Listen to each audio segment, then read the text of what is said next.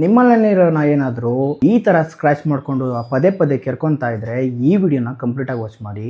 ಇದು ticks and ಫ್ಲೀಸ್ಗಿಂದ ಕೂಡ ಆಗಿರ್ಬೋದು.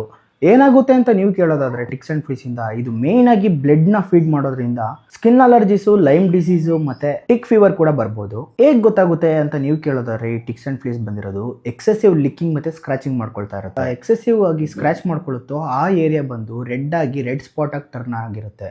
ಆಮೇಲೆ ಏನಾಗುತ್ತೆ ಅಂತಂದರೆ ಈ ಸ್ಕಿನ್ ಅಲರ್ಜೀಸು, ಸ್ಕಿನ್ ಇನ್ಫೆಕ್ಷನ್ ಅನ್ನೋದು ಆವಾಗ ಸ್ಟಾರ್ಟ್ ಆಗಿರುತ್ತೆ. ನಿಮ್ಗೆ ಅದನ್ನ ನೋಟಿಸ್ ಮಾಡೋದು ಗೊತ್ತಾಗಲಿಲ್ಲ, ಸ್ವಲ್ಪ ಲೇಟ್ ಆದ್ರೂ ನಿಮ್ಮ ನಾಯಿನ ನೀವು ಕಳ್ಕೋಬೇಕಾಗುತ್ತದೆ. ಇದು ಯಾವ ಥರ ಸ್ಪ್ರೆಡ್ ಆಗುತ್ತೆ ಅಂತ ನೀವು ಕೇಳೋದಾದ್ರೆ, ನೀವು ಕರ್ಕೊಂಡು ಹೋಗ್ತಿರಲ್ಲ ವಾಕಿಂಗ್, ಅಲ್ಲಿ ಅಕ್ಕಪಕ್ಕ ಇರೋಂಥ ಗಿಡಗಳು ಬಂದು ಈ ಹೈಟಲ್ಲಿ ಇರುತ್ತೆ. ಆಗ ಈ ಹೈಟಲ್ಲಿ ಇದ್ದಾಗ ನಿಮ್ಮ ನಾಯಿ ಬಂದು ಡೌನ್ ಅಲ್ಲಿ ಇದ್ದಾಗ ಏನಾಗುತ್ತೆ, ಒಂದು ಪ್ಲೇಸಿಂದ ಒಂದು ಪ್ಲೇಸಿಗೆ ಜಂಪ್ ಮಾಡೋದ್ರಿಂದ ಇವು ಒಂದು ಬಂದು ಎಷ್ಟೋ ಸಾವಿರ ಮೊಟ್ಟೆಗಳನ್ನ ಇಟ್ಟು ಸಂತಾನೋತ್ಪತ್ತಿನ ಸ್ಟಾರ್ಟ್ ಮಾಡ್ಕೊಳ್ಳುತ್ತೆ. ಇದು ಬಂದು ನಿಮ್ಮ ಮನೇಲಿ ಸುಮ್ಮನಿರಲ್ಲ, ನಿಮ್ಮ ಮನೆ ಗೋಡೆ ಮೇಲೆ ಬರುತ್ತೆ, ಅಲ್ಲೂ ಕೂಡ ಮೊಟ್ಟೆ ಇಡುತ್ತೆ, ಇನ್ನೊಂದು ನಾಯಿಗೂ ಕೂಡ ಹತ್ಕೊಳ್ಳುತ್ತೆ. ಇದು ಈ ಥರ ಸ್ಪ್ರೆಡ್ ಆಗಿ ಹೋಗ್ತಾ ಇರುತ್ತೆ. ಇದಕ್ಕೆಲ್ಲ ಪ್ರಿಕಾಷನ್ಸೇ ಇಲ್ವಾ ಅಂತ ನೀವು ಕೇಳೋದಾದರೆ ಇದೆ. ಕಮರ್ಷಿಯಲಲ್ಲಿ ನಿಮಗೆ ಬ್ರವೆಕ್ಟೋ ಟ್ಯಾಬ್ಲೆಟ್, ಸಿಂಪರಿಕಾ, ನೆಕ್ಸ್ಗಾರ್ಡ್ ಮತ್ತು ಇನ್ನೂ ಸ್ವಲ್ಪ ಸಿಗುತ್ತೆ ಟ್ಯಾಬ್ಲೆಟ್ಸು. ಇವೆಲ್ಲ ಒಂದು ಸ್ವಲ್ಪ ಕಾಸ್ಟ್ಲಿ ವೈಸ್ ಇರುತ್ತೆ. ರೆಗ್ಯುಲರ್ ಆಗಿ ನಿಮ್ಮ ಡಾಕ್ಟರ್ ಹತ್ರ ಕರ್ಕೊಂಡೋಗಿ ಚೆಕಪ್ ಮಾಡಿಸ್ತಾ ಇರಬೇಕು. ಮತ್ತು ನಿಮ್ಮ ನಾಯಿ ಮಲಗುವಂಥ ಪ್ಲೇಸ್ ಬಂದು ತುಂಬ ಕ್ಲೀನ್ ಆಗಿರಬೇಕು ಮತ್ತು ಹೈಜೀನ್ ಆಗಿರಬೇಕು.